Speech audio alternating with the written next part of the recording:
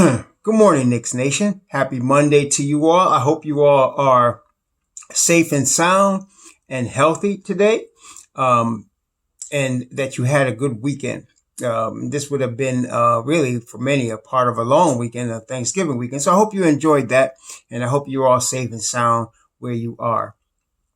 Today, I'm going to talk about the upcoming we're excited because we know today's the 30th of November on Monday, and we know tomorrow is the opening of training camp for the NBA, and particularly our New York Knicks. And so Knicks Nation, it's about to be on. So now I want to talk about that. I want to talk about the roster in terms of the rotation we can expect probably. And I also want to talk about Jalen Suggs today, because I had told you I did a video on the 2021 prospects about maybe 2 months ago, because everybody was hyping for us to get a point guard in this draft. And I was saying we don't need to do that because there's so many good ones coming out in 2021. And this year is really a year for us to find out from the point guards we have, namely Dennis Smith Jr. and Frank Ntilikina, what we got with them. What can we expect going forward? Because as I said, I don't believe both of them are going to be on the team next year. So, that's why I was looking at that. So I last video, I highlighted Cade Cunningham. This video, I'm going to talk about Jalen Suggs as well as the other things I mentioned. So let's start with the training camp tomorrow. So the Knicks go into training camp tomorrow with 20 players trying to make 15 spots. Okay, that's the deal. You have 20 players trying to make 15 spots. Okay. Now, I think they have 16 players that are already under contract, like a guaranteed NBA contract, at least the minimum. That doesn't include Miles Powell and Michael Kidd-Gilchrist, because Michael Kidd-Gilchrist and Miles Powell are basically, they're on an Exhibit 10 contract, which means they basically are on a contract to come to training camp. That's what it is. They're guaranteed, I think, $50,000 for coming to camp and trying to make the team. They're trying to make the team. Okay. They're only guaranteed $50,000. All right. So, now for all of us, that would be nice, but I'm saying for an NBA player, that's peanuts. So, they're guaranteed that to come to camp and try to make the team, or those two. Again, they're competing against 18 other players, and they're competing for 15 slots. That's what the team is going to be, 15 slots, right? Then you have Harper. You have Jared Harper, and you have Jared Harper, and who's the other guy? There was Jared Harper and Theo Pinson. Yeah. Jared Harper and Theo Pinson have signed two-way contracts. So they're invited to camp to try to make the team. But even if they don't make the regular 15-man roster, they're going to the G League on a two-way contract. So you got both of them. And that's probably what's going to happen with them. So then you have that. Then you have the guys like your Ziggy Brazdegas. You have Omari Spellman. You have Jacob Evans, right? These guys are trying to make the team. They were not drafted by the New York Knicks. They were traded, part of trades to the New York Knicks. And these guys are also trying to make the roster. So, well, not Iggy. Iggy was drafted. I'm sorry. Iggy was drafted by the Knicks. And I believe Iggy has got a stronger chance to make the team coming out of the G League this year. But that's the competition. Okay. Then you got other guys like, Julius Randle. You got guys like Dennis Smith Jr. You got guys like Elfrid Payton. Well, Elfrid Payton's not going to be traded because he's got a no-trade clause because of the situation. And they just officially signed him, I think, this weekend. So he's not going anywhere. But everybody else that was traded into the Knicks organization can be traded out of it, like Alec Burks, like Nerlens Noel, and others. But the likelihood for some of them is smaller than others. So, for example, I expect them to keep Nerlens Noel. He is from Kentucky, and he is a dynamic backup center. So I expect him, he's perfect behind Mitch. So he's probably going to stick. But again, you got 20 guys trying for 15 spots. So it's it's unlikely. Obviously, if only 15 are going to stick, that some of these guys are going to stick. So Miles Powell And even people were hyping the fact that they went out and signed Michael K. Gilchrist. That doesn't mean he's going to be on the team. He gets a chance to make the team. And if either of those guys or both of those guys make the team, that means somebody else has got to get cut. Okay? So that's why I'd really like to see the training camp, because it's a real tryout. Like, these guys are playing for their NBA careers. Okay? Now, it can also happen that if they get cut by the Knicks, another team can pick them up. Okay, so, or they can go to the G League, not on a two-way, just a regular G League contract. That's also possible. So there's possibilities for some of these guys outside of making the 15-man roster. Okay, so that's all happening starting tomorrow. Now, let's talk about for a second what the Knicks have gotten in terms of their new acquisitions. So, if you recall, before free agency, before this happened, I did videos where I was saying the Knicks were going to try to acquire 2 pro-level shooters. I also mentioned that they'll probably have to overpay for those 2 pro-level shooters. We were mentioning guys like Davis Bertans. We were mentioning guys like Gallinari. We were mentioning guys like Michael Beasley. Malik Beasley. We were mentioning guys like Joe Harris, guys like Bogdanovich, pro-level shooters. That is, shooters that have proven themselves in the NBA to be consistent shooters from the 3-point lane, and you don't have to guess as to whether they can shoot it. They've proven on the NBA level that they can shoot it. Well, what ended up happening? The Knicks did not sign any of them. And why? And I mentioned because of the point of overpaying. They weren't going to overpay for anybody. Okay, now that's interesting. So they decided not to overpay, which leads a lot of us to believe another move is coming to acquire first-round picks and maybe a young player. Now, yesterday, the Charlotte Hornets finalized their deal with Gordon Hayward, and they did a stretch provision for Nicholas Batum. Apparently, nobody would take the Knicks weren't interested in taking Nicholas Batum. Apparently, because if they weren't interested in taking when we have the cap space, apparently nobody was offering them anything they liked. Knicks not playing stupid now. Again, we're not on crack anymore, so Papa Rose not having it. So they didn't come up with something correct. They say, y'all keep walking. And so they stretched Nicholas Batum. That's a terrible thing. We're still paying. We got 2 more years of $6+ million a year that we're still paying Joakim Noah behind that stupid $72 million contract that Phil Jackson gave him. Okay. We're still paying him for 2 more years at $6 million because we stretched him. And that's what Charlotte is doing with Nicholas Batum. They're going to have to stretch him. They're going to pay him out, and they're going to stretch his salary on the books over, I think, 4 or 5 seasons.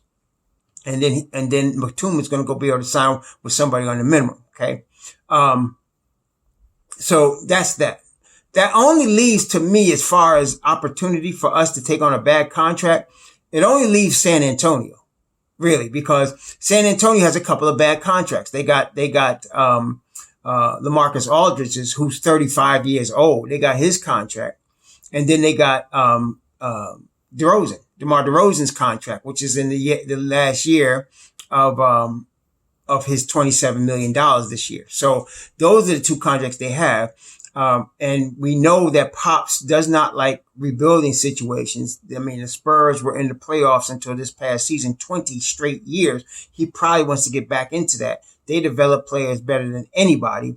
And so, he might be looking to make a deal to get one of those bad contracts off his books, which means either a young player, Devin Vassell, or a first round. Now, I would love for the Knicks to get Devin Vassell in exchange for taking a bad contract with San Antonio, but Pops ain't stupid. He's not going to do that. But there are a couple of Kentucky players on San Antonio's roster. There's a couple of Kentucky players. One of them is Trey Lyles. Trey Lyles out of Kentucky is on there. And they got another Kentucky guy, Keldon Johnson, if I remember correctly. Yeah, Keldon Johnson and Trey Lyles are on that roster. So they might be looking at guys like that plus a pick or something. But Pop would be stupid to give away Devin Vassell. I know he's not going to do that. So I'm not even going to mention it. Somebody's going to say, well, maybe we can get Devin Vassell. No, we can't. That's not going to happen. So anyway, that's the opportunities that we have left for Julius Randle, I'm thinking. Now, the depth chart. What did the Knicks get? So the Knicks signed, here's what they signed. They signed Reggie Bullock and Alec Burks. These are the two pro-level shooters that they signed. Neither of these guys, now both of these guys are consistent, right? Consistent shooters, pretty consistent. Like Bullock, I think it's a 38% three-point shooter for his career. Burks is like 36 for his career. So they're good three-point shooters. But, this is not Davis Bertans, Joe Harris, Malik Beasley. This is not, Danilo Gallinari type guy. But, both of these guys are reserve type players, bench players. Okay. That's who we have as the two pro-level shooters. And we drafted Obi Toppin, who has the potential to be a pro-level shooter. He shot 40% from three in his 2 years at Dayton. So those are the shooters. What did the Knicks get, though? They brought in Michael Kidd-Gilchrist to try out defender. They signed Elfrid Payton, defender. They signed Nerlens Noel, defender. What does that tell you? What we already knew. Tom Thibodeau is focused on defense, even to the detriment of shooting. He's focused on defense. Okay. So he is going to play in his rotation defenders. Okay. What do we have as defenders? Our best defenders. Elfrid Payton, I mentioned. Frank Ntilikina, Mitchell Robinson, Nerlens Noel. These are our best defenders. Alec Burke is not a defender, and Reggie Bullock is not a defender. They're not. Okay, neither of them are good defenders. They can be decent, but they're not high-level defenders. The high-level defenders we have, Frank, Elfrid, Mitchell, Nerlens. Okay, RJ has the talent and I believe the desire to be a high-level defender, and I believe that this year he's going to show that under Tom Thibodeau. He's only 20 years old, just coming out of his year 19 season, his age 19 season. He's a big, strong kid, 6'6", 215. RJ is going to show himself to be a really good defender this year under the Tibbs, in that Tibbs system. So I'm counting him. So you have Frank, Elfrid, RJ, Mitchell, Nerlens. Those are your defenders. Okay. I don't know who starts and who doesn't. Like I said, I mentioned many times, I hope Frank starts. But I'm going to tell you what, all of these guys are going to see a lot of minutes because they're defenders. You're not going to see a defender riding the pine. Okay. Now, what about Obi and Julius? I've been telling y'all, and y'all arguing with me because it's not done yet. Okay. I'm not going to argue with y'all though. Obi's starting at the 4. I'm trying to tell you, Julius Randle is not starting at the 4. And if they thought they would have Obi Toppin coming off the bench, they wouldn't have drafted him at 8. They could have drafted Devin Vassell. They could have drafted, Kyra Lewis. They could have drafted Tyrese Halliburton. There's a lot of guys they could have drafted. They said in May, the Knicks put out through Ian Begley last May, they were looking for a stretch 4. They were looking for a stretch 4. Julius Randle is not a stretch 4. Okay. Obi Toppin is 22. He's going to be 23 in 23. He's not 18 or 19 coming out of college. This is a grown man. They're going to start him from day one. They're not going to break him in slowly. He's going to be expected to come in and play right away, which is why he's probably been working on his defense from the time he heard he got drafted by the Knicks. Him and Thibodeau, I guarantee you, they're doing defensive drills. They're doing all kinds of defensive plays. They're showing defensive lineups and alignments. They're doing all kinds of schemes. They're working on it right now because this kid is going to start at the 4. Okay. Julius is going to come off the bench. Now, some people got Julius starting. I'm trying to tell y'all that's not going to happen. Okay. Obi's going to start. I would be shocked if because now let's say for the sake of argument, they started Julius Randle at the 4 and they brought Obi Toppin off the bench, right? So now you're going to give Julius Randle, because Thibodeau is going to give 30 minutes to all the starters. They're all going to play heavy minutes. So now you're going to limit Obi Toppin's minutes, who you drafted at the 8th spot, your number 1 pick, to play a guy that you already had for a year, that already showed he's a turnover machine and doesn't play defense and doesn't care. You really going to do that? You're going to hinder Obi Toppin's growth for the sake of another year of Julius Randle? No, you're not going to do that. So they're going to play Obi. He's going to play, and he's going to start at the 4. Okay. Mitchell Robinson should start at the 5.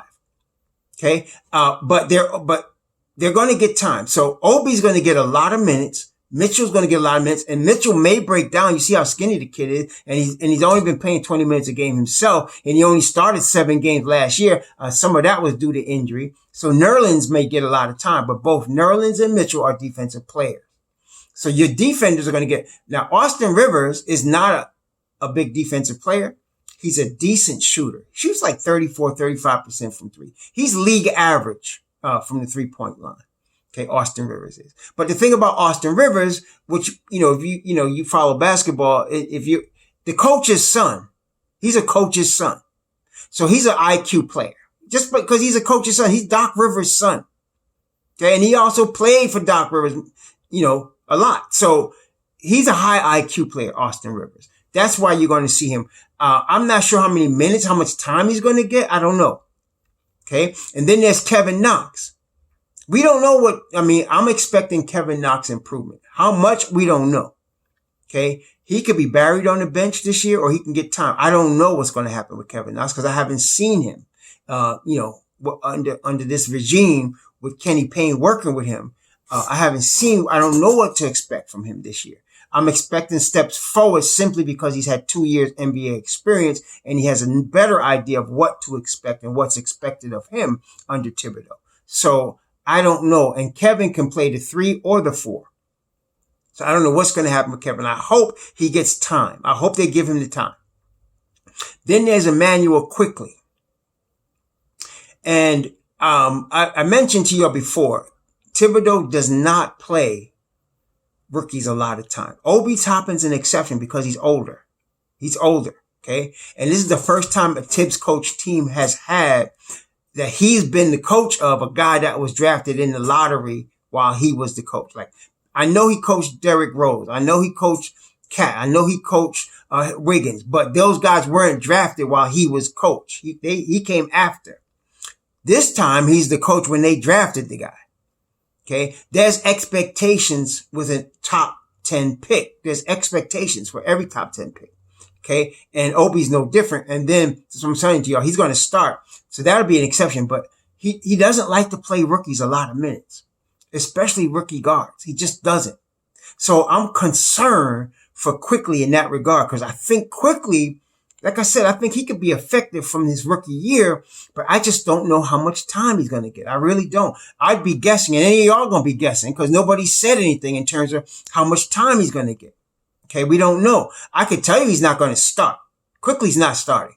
Okay, but how much time is he going to get off the bench? Is he going to be like Jimmy Butler, where he only gets 8.5 minutes a game? Or is he going to be like, like the other kid that had in Minnesota, where he gave him 24 minutes a game? I don't know. And that's why training camp is extremely important. Training camp's going to say a lot.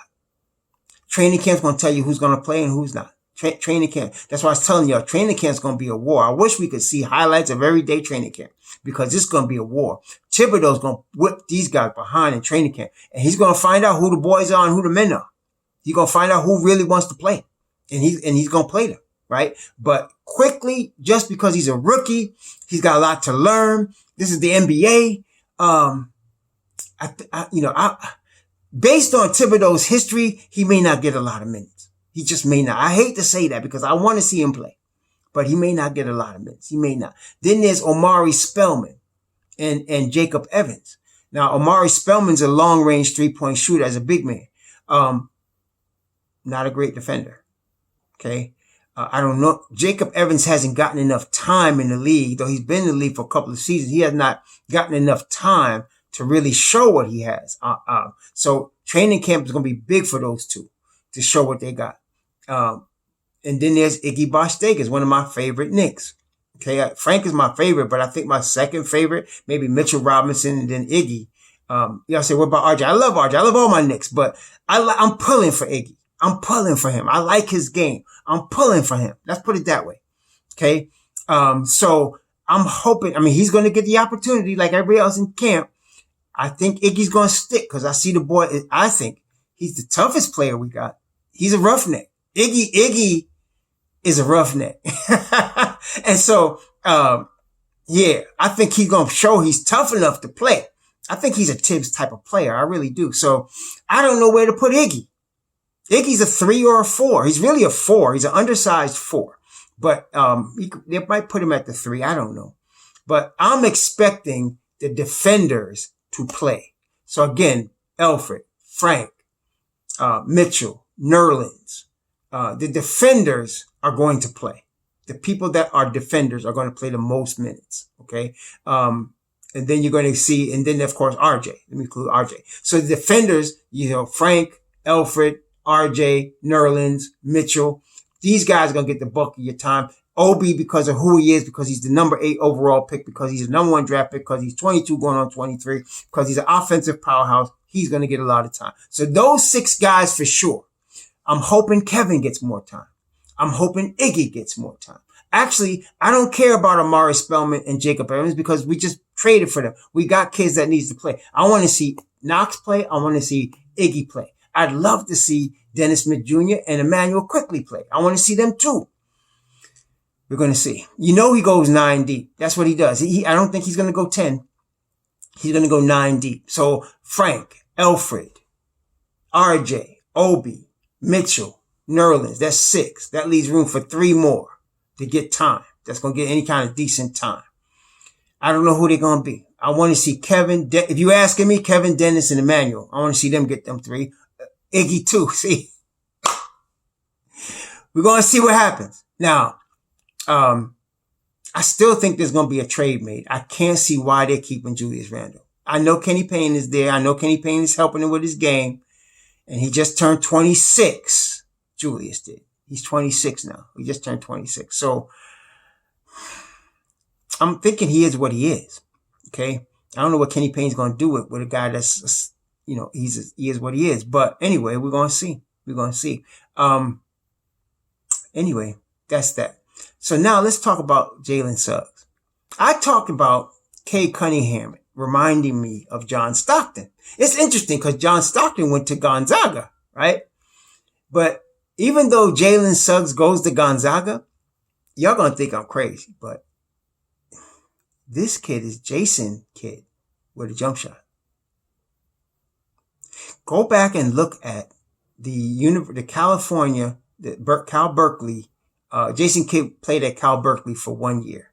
Okay. Look at those videos of him and look at Jalen Suggs. You'll see the same player. Okay. And look at, go back. I remember I haven't looked at it recently, but years ago, go back and look at Jason Kidd's, McDonald's All-Star game and look at Jalen Suggs. Same game. Jalen Suggs is another game changer. I liked him. This is not the first time I've seen him. I told y'all about him a couple months ago. Okay. Jalen Suggs is a game changer, man. I watched the highlights of his game against Kansas, and there was another game he played. He played Kansas, another game. He's played like 3 games already. And forget the stats. I'm not even looking about the stats. The way he passes the rock, the way he plays defense, game changer.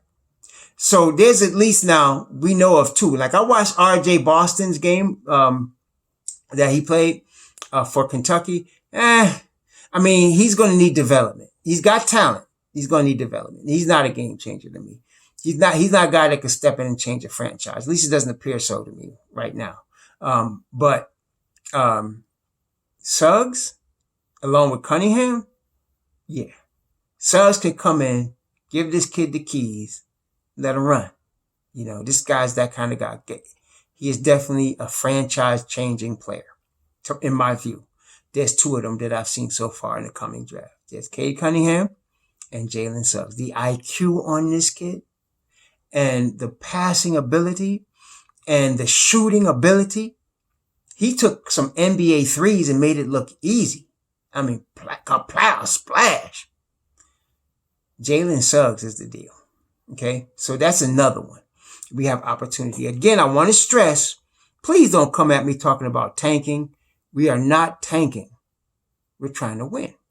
And if they play these young cats, we're going to lose plenty of games. Okay. Like I said, I'm looking for 31 wins. That's an improvement. A Tom Thibodeau coach team. And I have a great faith in the ability of the young players we have, having not had good development, having not had solid leadership over the past 3 seasons. I have great faith that their talent is much more than, say, Las Vegas knows or understands, or anybody that's not a true Knicks fan understands. I'm really believing in RJ and Mitchell Robinson and Frank Ntilikina and Kevin Knox. I'm believing in Emmanuel Quickly, of course, and Obi Toppin. I think they're going to be much better players than everybody's trying to buy us, like, sell us short. I'm talking about 22.5 wins. So you play these kids, we're going to win some games. I think 31 is a good number for us. So if we go 31-41, that's a losing record. Okay, we might even be in the playoff conversation, but we also will be in the lottery conversation. So at that same time. So anything can happen in the lottery. Okay. And then we have the ability to use other picks and trade up as well, because we have this coming lottery. We got 4 total picks. We got 2 first rounders and we got 2 second rounders in this coming lottery, in this coming draft. So we could trade up as well. And these 2 kids, Cade Cunningham and Jalen Suggs, are worth it. I wouldn't have traded up for anybody in this past draft that we had. Nobody. But the coming draft, those 2 guys, oh yeah, I would try to get one of them. Definitely try to get one of them. Though these are Luka Doncic type of players in terms of changing a franchise. Both of them. Okay, they're Luka Doncic type franchise changing players. Okay, love Suggs, man. Actually, I think I like Suggs a little bit better than Cunningham. And Cunningham is the deal. I like Suggs a little bit better. His game is more solid, even more. It's like Jason Kidd, just like Jason Kidd was, except this kid can shoot. Jason Kidd could shoot at the end of his career. He could shoot 3-pointers very well at the end of his career. He worked on the game and was able to do it. By the time he won the ring with Dallas, he could shoot threes. This kid Suggs could come into the league shooting threes. He's ready right now to shoot threes. Okay, and again, doesn't force anything, makes all his teammates better, distributes the ball. Plays high IQ, good defender, very good defender. Okay, very good defender. Not as explosive on the defensive end as, say, a Vassell or an Okoro, but position-wise, always in the right position, plays defense, more than willing, high IQ, definitely. Okay, so Suggs is another one. No, so here we go. We're going into training camp tomorrow. It's going to be a war. By the time you get to that first preseason game, it's going to tell you a lot, because this next 10 days is going to be war in Westchester, New York. Definitely. It's going to be war up there. I think they're doing their training camp up in Westchester up there, the facility there, right? In Tarrytown. I think they're doing it up there. So it's going to be war up there, for the next 10 days. If any of y'all get a chance, if any of y'all get a chance to go see it, I want to know what y'all see, because it's going to be war. I wish I could see it. Anyway, here we go, Knicks Nation. The start of a season. We're excited. Everybody's 0-0. And here we go with Tom Thibodeau leading the charge. Here we go. Shalom.